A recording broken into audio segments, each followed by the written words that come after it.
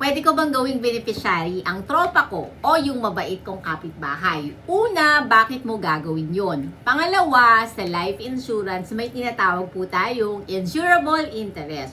Normally, ang inaalaw lang ng insurance company maging beneficiary mo ay yung may financial benefit if you continue to live and financial loss kapag nawala ka. So, sino yun? Una, syempre, pamilya mo. By blood or by law. Asawa, anak, magulang, kapatid. Sila ang unang apektado financially pag mawala ka. Lalo na kung ikaw yung breadwinner. Pero hindi lang naman sila ang pwede. Common din ina-assign ang business partners, employers, creditors, or even domestic partners. Assuming both are legally single. As long as meron ngang potential financial loss if you pass away.